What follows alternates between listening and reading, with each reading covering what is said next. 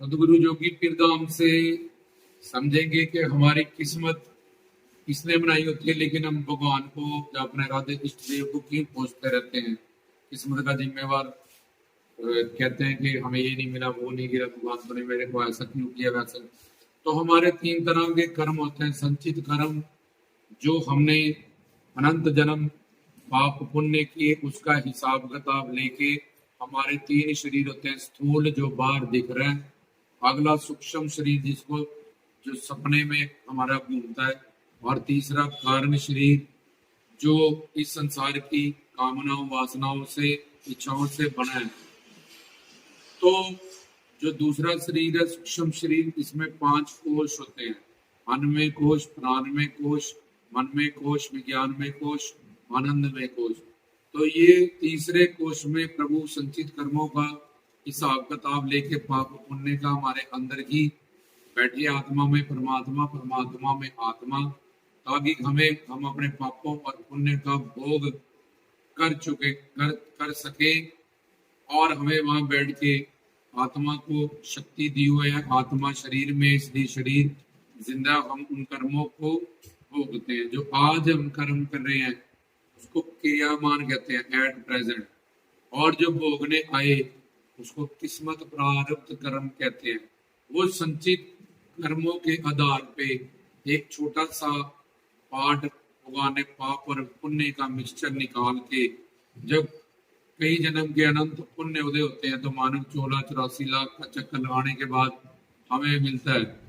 उनमें से पहले ही संचित कर्म, जैसे पिक्चर लिख दी गई और उसके बाद हीरो सिलेक्ट हुआ कि इसमें कौन काम करेगा, तो ऐसे ही भगवान उन संचित कर्मों से पाप पुण्य का फल हमारे लिए कभी सुख कभी दुख, कभी सुख कभी दुख, कभी सुख कभी दुख से हमारी एक किस्मत बना के एक सीढ़ी, फिर हमें मानव चोला मिलता है कि जाओ अच्छे का फल अच्छा, बुरे का फल बुरा भोग। इसलिए कभी हमारे पास बहुत अच्छा होता है, हम मेहनत भी नहीं करते, बहुत तरक्की कर देते हैं। जब कम मेहनत में जब लॉटरी खुल जाती है, कुछ हो जाता है, बड़े सुख सुविधाएं आ जाती है, एकदम से एक हाल मृत्यु हो जाती है, बिजनेस डूब जाता है, कोई लाइलाज बीमारी आ जाती है, तो हम भगवान को कोसने लगते हैं। क्योंकि हमारी जो सीढ़ी भगवान ने बनाई उसी के हिसाब से हमारी जिंदगी चलेगी, पर हम अपनी एक लाइफ प्लान कर लेते हैं, उसके हिसाब से हमारी जिंदगी नहीं चल पाती। क्योंकि हम तो पहले ही उस सीढ़ी से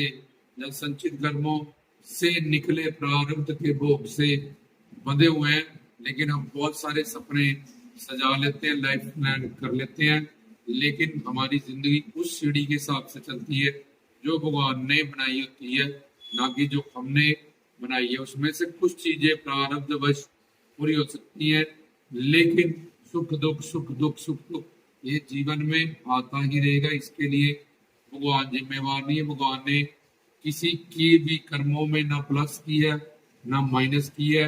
हमारे कर्म तो जड़ होते हैं, लेकिन भगवान हमारे कर्मों को शक्ति है, भगवान फल में परिवर्तन करता है। इसने इतना साधना, इतना पुण्य, इतना दान, इतने अच्छे काम किए और इतना पाप किए, इसके लिए दंड जरूरी है, ताकि इन पापों से ये तौबा करे। जैसे लॉ बनाए, कोर्ट बनाए, पुलिस बनी है, ताकि आगे से तौबा करेगा। जब यमदूतों की मार पड़ेगी, क्या संसार में दुखी रहेगा, किसी साधु संत महात्मा के पास जाएगा, तो तब इसको पता चलेगा कि तेरी किस्मत तो कोसता जरूर है मुझे, कि भगवान ने, जब मेरे आराध्य इष्ट ने, गुरु ने ये मेरे साथ क्यों किया, मैंने भगवान का क्या बिगाड़ा था। मैं तो लोग नास्तिक हो जाते हैं क्योंकि अज्ञानी है और इन बातों का ज्ञान नहीं रखते कि किस्मत बनाने वाला कोई भगवान को आराध्य इष्ट गुरु नहीं, जीव खुद है, जिसने अच्छे बुरे कर्म करके अपनी किस्मत बनाई है और उसका भोग उसको करना पड़ेगा, चाहे अच्छा है चाहे बुरा है। इसलिए गुरु की शरण में जाए और ज्ञान प्राप्त करे। देवी देवता, गुरु पीर संत महात्मा भगवान को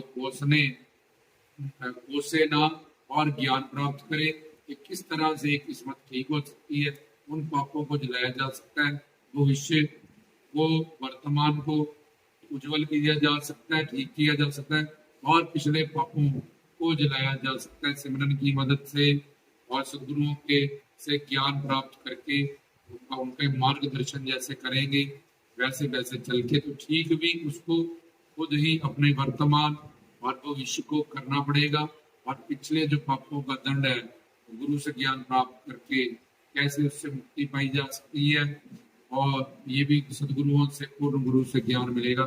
खैर किस्मत हमारी हमने ही बनाई है, भगवान ने उसमें ना प्लस किया ना माइनस किया। जो जो कर्म थे उसको फल में परिवर्तन करके अगर भगवान सुख देता है तो वो उसी शक्ति से हमें दुख भी मिलता है। अगर भगवान बोले हमें दुख नहीं चाहिए तो हमें सुख भी नहीं मिल सकता, क्योंकि दोनों में कर्मों को भगवान ही अच्छे कर्मों को सुख बना रहे हैं, बुरे कर्मों को पाप बना रहे हैं, हमें दंड दे रहा है। उसका काम है कर्म को फलीभूत करना, क्योंकि भगवान एक शक्ति है जो हमारे जड़ कर्मों को, हम तो मर जाते हैं कौन याद रखेगा कितना दान किया, कितनी साधना की, कितनी भक्ति की, किसको मानते थे। तो ये सारी चीजें भगवान हमारी ड्यूटी करते हैं फ्री ऑफ कॉस्ट, और हमारे कर्मों को परिवर्तन करते हैं फल में, ताकि हमने अगर इतनी भक्ति साधना पुण्य की है तो आगे हम अपनी साधना को बढ़ाएं, धीरे धीरे अपने जीवन को सफल करें, 84 लाख से निकले। इसलिए हमारी किस्मत बनाने वाले हम खुद हैं, और उसको ठीक करना भी हमारे हाथ में है। अगर पूर्ण सदगुरु की शरण में जाया जाए, ज्ञान पाया जाए, तो हम अपने वर्तमान और भविष्य को ठीक कर सकते हैं, पापों के दंड से बच सकते हैं। जय गुरु।